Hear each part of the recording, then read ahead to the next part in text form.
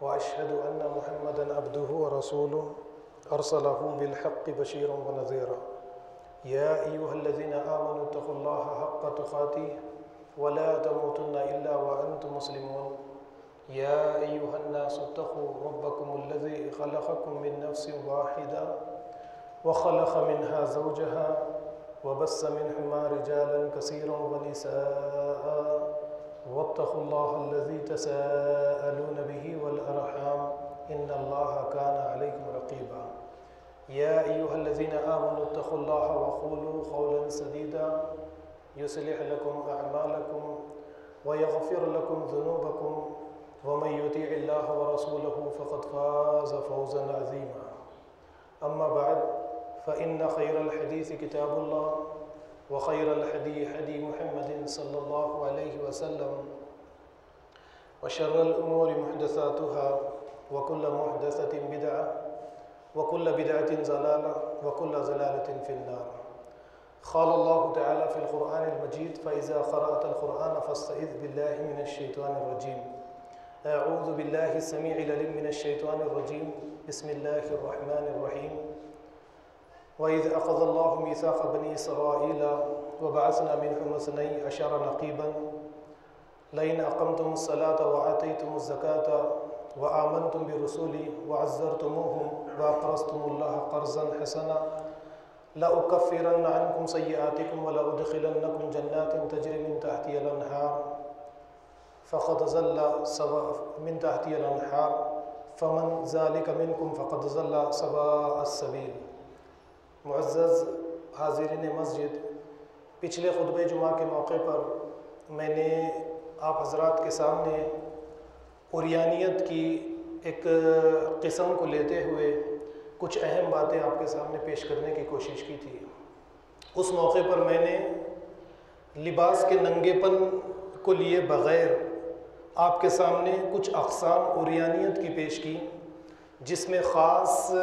وہ چیزیں تھیں جس کے ذریعے ایک سوسائٹی کے اندر یعنی گندگی پھیلتی ہے، اس سے کس طریقے سے ہم اپنے آپ کو بچائیں، اسے موضوع بناتے ہوئے کچھ اہم باتیں میں نے آپ کے سامنے رکھنے کی کوشش کی تھی. ان باتوں میں جیسا کہ میں نے بعض باتیں آپ کے سامنے بتائی کہ قرآن کریم کی چند آیات کو لیتے ہوئے فحش اور فاحشہ کے بارے میں جو ذکر قرآن کریم کرتا ہے، اس سے مراد میں نے آپ کے سامنے جو باتیں پیش کی وہ یہ تھی کہ ہر وہ بات جو انسان اپنی ماں، بہن یا اپنے رشتہ داروں کے سامنے نہیں کر سکتا ہے، یہ تمام کی تمام باتیں فحش کے اندر آتی ہیں. اور پھر اس کے بعد میں بہت ساری چیزیں میں نے اس کے اندر لی، جیسے باڈی لینگویج ہے، یا اپنی نگاہوں سے اشارے کرنا یا اپنے ہاتھوں سے اشارے کرنا. اور اس کے بعد میں نے یہ بات بتائی کہ ایک انسان اپنے جسم یعنی جسم کے سطر کو بچانے کے لیے لباس کا استعمال کرتا ہے، لیکن ایک شرم و حیا کا لباس ہوتا ہے، اس لباس کی وہ سوسائٹی میں حفاظت نہیں کرتا ہے. اس طریقے کی حرکات کر کے اپنی نگاہوں کو آوارگی کے ذریعے یا زبان کی آوارگی کے ذریعے لوگوں کے سامنے شرم و حیا کے لباس کو اتار کر پھینک دیتا ہے اور ننگا ہو جاتا ہے.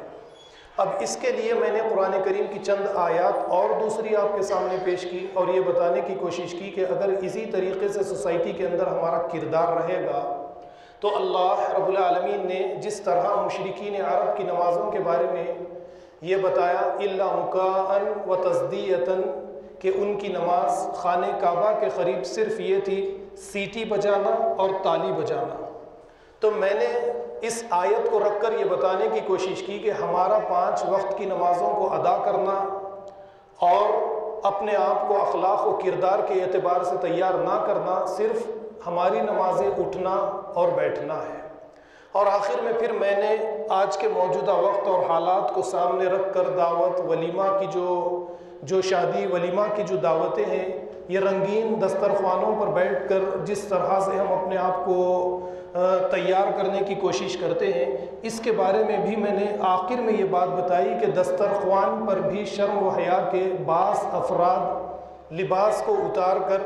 اس طریقے سے غذاؤں کے اوپر ڈشز کے اوپر ٹوٹ پڑتے ہیں جس طریقے سے ایک جانور اپنے شکار کے اوپر ٹوٹ پڑتا ہے. اور پھر میں نے یہ بات آپ کے سامنے رکھنے کی کوشش کی کہ اگر اس طریقے سے ہم زندگی گزاریں گے اور کچھ کلمات بھی، کچھ الفاظ بھی ہماری سوسائٹی میں پھیلے ہوئے ہیں کہ گوشت کھائیں گے تو طاقت آئے گی، بادام کھائیں گے تو طاقت آئے گی، اچھی اچھی لذیذ غذائیں کھائیں گے تو طاقت آئے گی، میں نے یہ بات آپ کے سامنے رکھنے کی کوشش کی کہ کیا صحابہ کرام یا انبیاء علیہم السلام اس طرح کے رنگین دسترخوانوں پر پل کر بڑی ہوئی شخصیتیں تھیں، یا ان کی طاقت کا دار و مدار ایمان اور قرآن اور انبیاء علیہم السلام کی سیرتیں تھیں؟ میں نے آخر میں یہ سوال آپ کے سامنے رکھنے کی کوشش کی تھی۔ آج اس خطبہ جمعہ کے موقع پر آپ کے سامنے جس موضوع سے کچھ اہم باتوں کو پیش کرنے کی کوشش کروں گا وہ موضوع صلہ رحمی سے متعلق رہے گا۔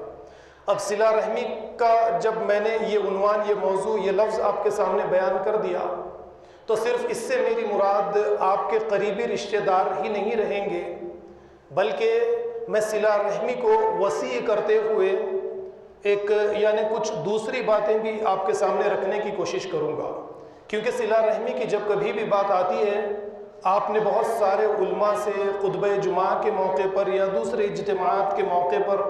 آپ بہت ساری باتیں رشتہ داروں سے متعلق سنتے چلے جاتے ہیں کہ صلہ رحمی رشتہ داروں کے ساتھ کس طریقے سے کرنی چاہیے۔ یہ باتیں آپ کے دماغوں میں اچھی طریقے سے بیٹھی ہوئی ہیں۔ انہی باتوں میں سے میں مختصر سی باتیں آپ کے دماغوں پر آپ کے سامنے پھر رکھنے کی کوشش کروں گا، لیکن سوسائٹی کو سامنے رکھتے ہوئے صلہ رحمی کو ایک وسیع کرتے ہوئے دوسری طرف لے جانے کی کوشش کروں گا، تاکہ کچھ دوسرے عنوانات، کچھ دوسرے سبجیکٹس، کچھ دوسرے موضوعات ہمارے سامنے کھلے اور فکری اور عملی اعتبار سے ہم اپنے آپ کے اندر ایک نئی تبدیلی لانے کی کوشش کریں۔ تو دیکھیے، میں نے سورہ مائدہ کی آیت نمبر 12 کی آپ کے سامنے تلاوت کی ہے۔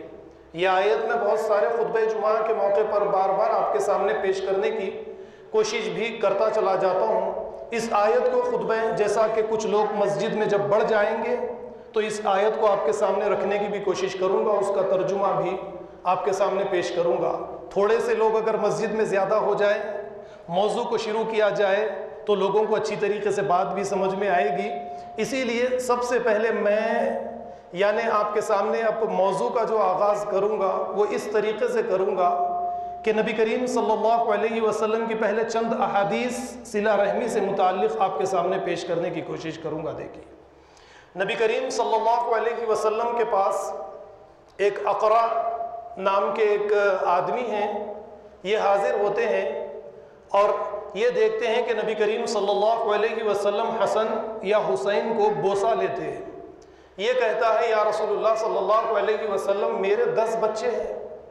میں نے ان میں سے آج تک کسی کو بوسہ نہیں لیا ہے۔ نبی کریم صلی اللہ علیہ وسلم نے یہ سنا تو یہ کہا، اللہ کے نبی صلی اللہ علیہ وسلم نے، اگر اللہ نے تیرے دل سے محبت کو نکال لیا تو اس کے لیے میں کیا کر سکتا ہوں؟ اور پھر اس کے بعد نبی کریم صلی اللہ علیہ وسلم کہتے ہیں کہ جو بچوں سے محبت نہیں کرتا، من لم یرحم صغیرنا فلیس منا، پہلے کہتے ہیں فلیس منا، وہ ہم میں سے نہیں ہیں، من لم یرحم صغیرنا ویعقر کبیرنا، جو بچوں پر رحمت نہیں کرتا، بچوں سے محبت اور چھوٹوں سے محبت نہیں کرتا، وہ ہم میں سے نہیں ہیں، اور جو بڑوں کا ادب اور احترام نہیں کرتا وہ بھی ہم میں سے نہیں ہے۔ تو اس حدیث کو آپ دیکھیے، نبی کریم صلی اللہ علیہ وسلم نے رحمت محبت کو کس انداز میں یہ آدمی کے سامنے پیش کیا ہے۔ اب اس کے بعد میں صلہ رحمی کی جب کبھی بھی بات آئے گی تو صلہ رحمی کو ہم صرف مخصوص خاص کر لیں گے اپنے والدین کے رشتہ داروں کے ساتھ۔ یقیناً یہ بات صحیح بھی ہے، رحمی جو رشتے ہوتے ہیں وہ ہمارے ماں، پہلے اگر ہم باپ کو لے لیں گے تو باپ کا بھائی ہے یا اس کی بیوی ہے یا باپ کی بہن ہے، اس طریقے سے چچا، چچی، پھوپھا، پھوپھی، یہ تمام لوگ اس رشتہ داری کے اندر آتے ہیں۔ اور نبی کریم صلی اللہ علیہ وسلم نے فرمایا کہ اگر یہ کٹے بھی، یہ رشتہ داری کو کاٹیں بھی تو تم ان کے ساتھ اپنے رشتوں کو جوڑے رکھو، ان کے ساتھ اپنے آپسی تعلقات کو تمہیں جوڑے رکھنا چاہیے۔ یا پھر اسی طریقے سے ماں کی طرف سے جو رشتے آتے ہیں، خالہ ہے، خالو ہے، وغیرہ وغیرہ، جو بھی رشتے، نانا نانی، یا باپ کی طرف سے دادا دادی، یہ جو رشتے آتے ہیں، ان تمام کے تمام رشتوں کو نبی کریم صلی اللہ علیہ وسلم نے فرمایا کہ نہیں توڑا جائے۔ تو اب ہماری یہ ذمہ داری ہے کہ سوسائٹی کے اندر ہم ایک ایسا ماحول پیدا کریں، ایک ایسا ماحول کریٹ کریں، اور ہماری مزاج کے اندر ایسی تبدیلی لے کر آئیں کہ ہم آپس میں ایک دوسرے سے جڑ کر زندگی گزارنے والے بنے۔ اب یہ بات تو ہے کہ یہ رحمی رشتے ہیں، ہمیں آپس میں مل جل کر رہنا چاہیے، لیکن صلہ جو یعنی صلہ رحم سے پہلے جو صلہ آیا ہے، اگر آپ اسے دیکھیں گے تو اس کے معنی ہوتے ہیں تعلق، یا پھر اسی طریقے سے ربط، روابط، اسے یعنی اس کے معنی یہ آتے ہیں۔ تو تعلق دیکھیے، آپ ایک سوسائٹی میں رہنے کے بعد میں آپ کا ربط، آپ کا تعلق ایک پڑوسی کے ساتھ بھی ہے۔ آپ سوسائٹی میں رہنے کے بعد میں آپ کے تعلقات بہت سارے لوگوں کے ساتھ آپ کے تعلقات ہیں۔ تو اس طریقے سے صلہ رحمی جو ہے یہ صرف اپنے خاندان، قبیلے، رشتہ داری سے نکل کر وسیع ہوتی چلی جاتی ہے۔ تو یہی وسیع موضوع کو یعنی اسے وسیع کرتے ہوئے میں چند باتیں آپ کے سامنے پیش کروں گا۔ تو سب سے پہلی چیز جو میں آج کے اس خطبہ جمعہ کے موقع پر آپ کے سامنے پیش کرنے کی کوشش کروں گا وہ یہ رہے گی کہ صلہ رحمی کا مسئلہ آئے یا پھر اسی طریقے سے دوسروں سے اپنے تعلق جوڑنے کا مسئلہ آئے، تو ہم مسلمانوں کے یہاں پر ایک چیز دیکھنے میں آتی ہے کہ مرنے کے بعد میں ایک آدمی جب جنازہ بن جاتا ہے، اسے قبرستان میں منتقل کرنے کی تیاری ہوتی ہے، ہم صلہ رحمی کرنے کے لیے آگے آ جاتے ہیں، یا اپنے پڑوسی کے ساتھ اپنا تعلق جوڑنے کے لیے آ جاتے ہیں، اس کے ساتھ اچھائی کرنے کے لیے ہم میدان میں اتر جاتے ہیں۔ ذرا آپ دیکھیے کہ وہ محتاج تھا اس دنیا کے اندر زندگی گزارتے وقت میں، کبھی پریشان تھا، کبھی مقروض تھا، کبھی بیمار تھا، کبھی اس کے بچے یعنی اس کی آمدنی کم تھی اور خرچ زیادہ ہونے کی وجہ سے اسکول نہیں جا سکتے تھے، یہ اسکول کی فیس اپنے بچوں کی ادا نہیں کر سکتا تھا، یا اس کی بیوی یا بچے یا یہ خود بیمار رہتا اور اس کے علاج کے لیے اس کے یہاں پر پیسے نہیں ہوتے۔ تو اس وقت میں ہماری سوسائٹی میں لوگوں کا یہ کردار بن چکا ہے کہ اس وقت میں ہم زندہ شخص کی طرف صلہ رحمی کے لیے، اس سے ربط کرنے کے لیے، اس سے تعلق جوڑنے کے لیے اس کے مکان پر دستک نہیں دیتے، اس سے ملاقات نہیں کرتے، اس کے حالات، اس کی کیفیات کیا ہے ہم یہ کبھی دریافت کرنا نہیں چاہتے۔ ہاں، جب ایک انسان مر جاتا ہے، مرنے کے بعد میں اب صلہ رحمی کے لیے بہت سارے افراد آگے آ جائیں گے،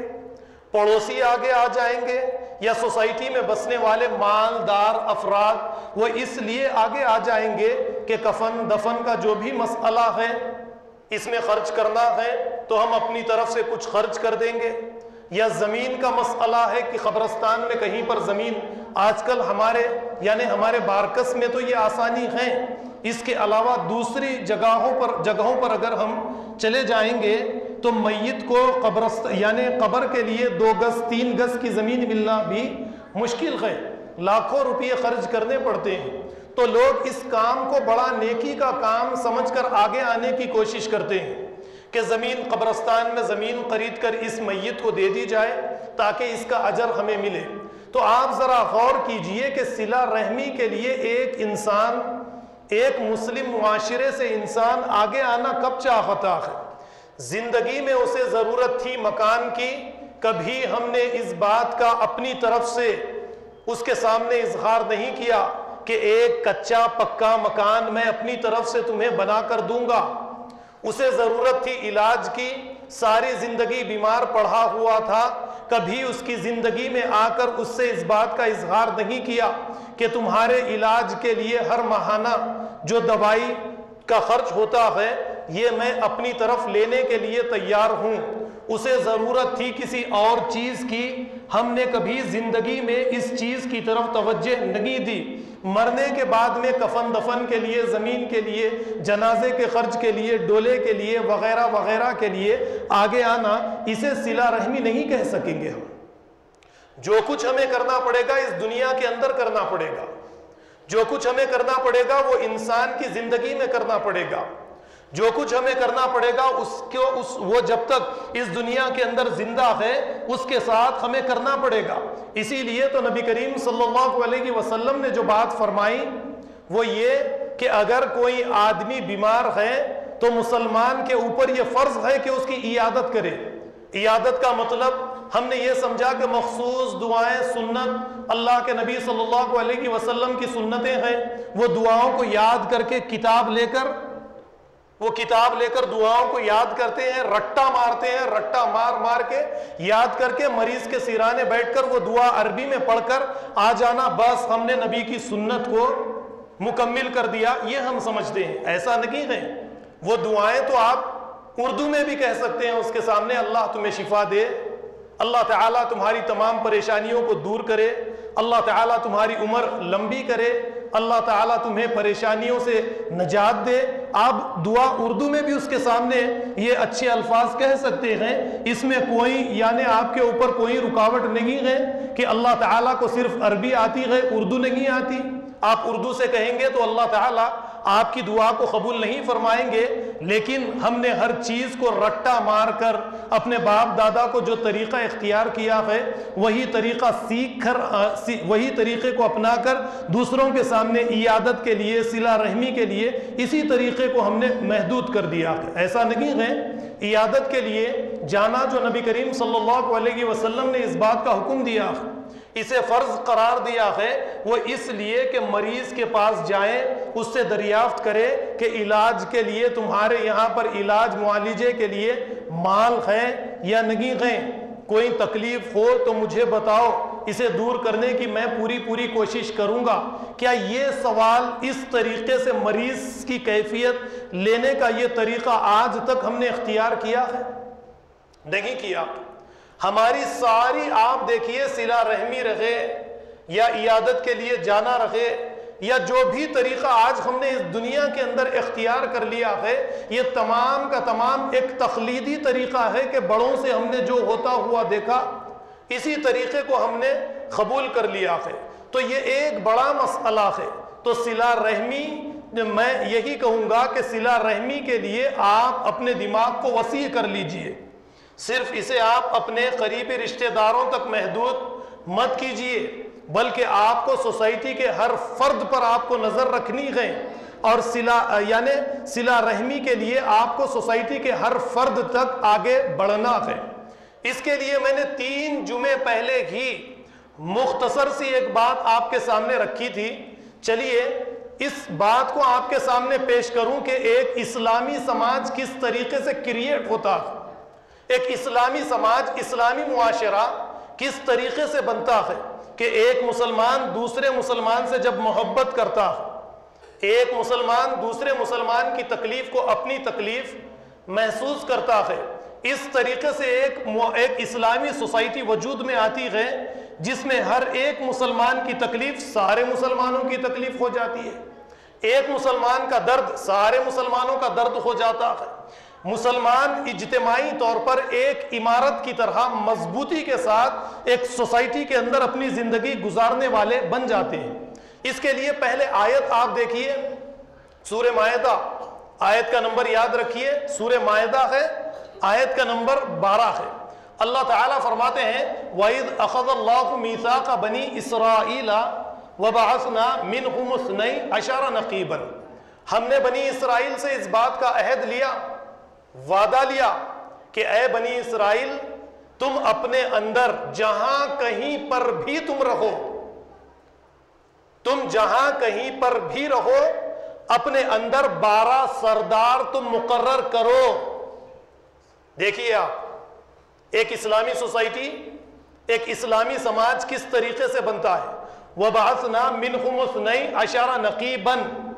اور پھر اللہ نے آگے فرمایا وَقَالَ إِنِّي مَعَكُمْ، اگر تم اپنے اندر 12